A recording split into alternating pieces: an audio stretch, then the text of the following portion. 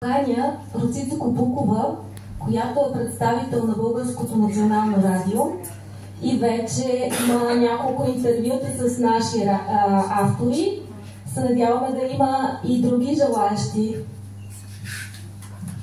Аз искам да вниманието на всички. Да благодаря най-много на Любомира Петрова, защото тя ми даде зашеметяващи автори. Автори, на които не само бройката, която е зад кадър в Национално радио, печели много слушатели, но и автори, за които се обаждат хора, които са впечатлени от книгите, които представят. Много ви благодаря и затова и шушнах на ушек.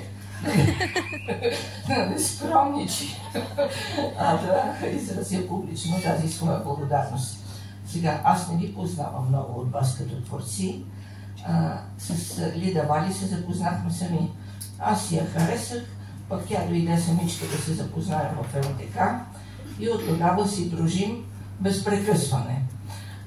Много хубава книга, значи говоря за това, което съм прочела, нали? Все пак тук е сборник, вие четете по едно стихотворение или накратко се представяте, но това, което аз съм прочела, наистина от нея е впечатляващо.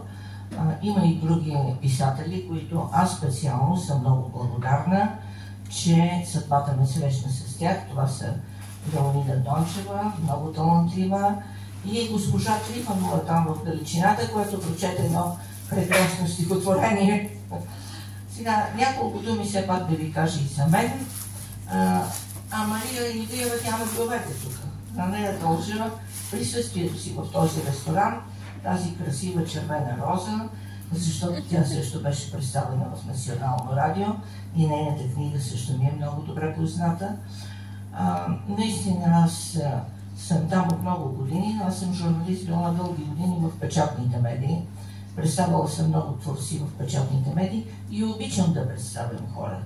Така както Любомир обича да ви събира, да издава сборник, по същия начин аз получих така благословията в Национално радио по програма Хоризонт да представям добри писатели и съм завършила педагогика в Софийския университет и след това българска филология.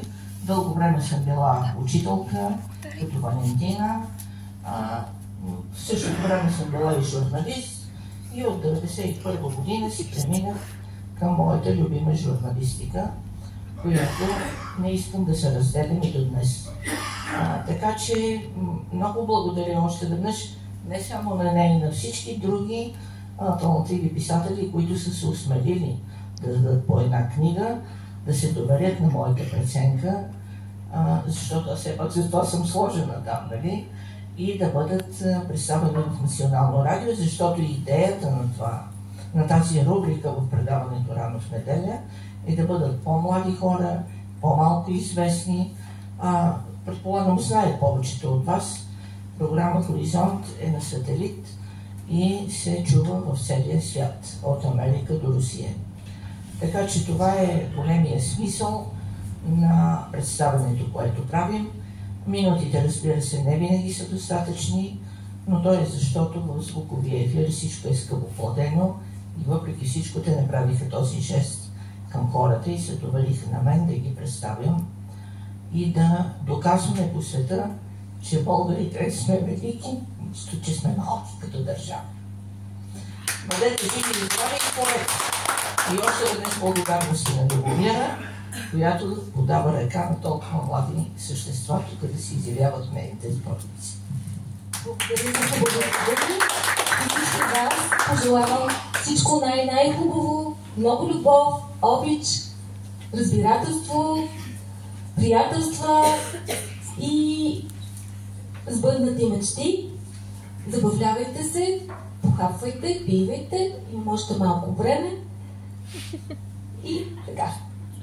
После с някой ще се видим по-така лично.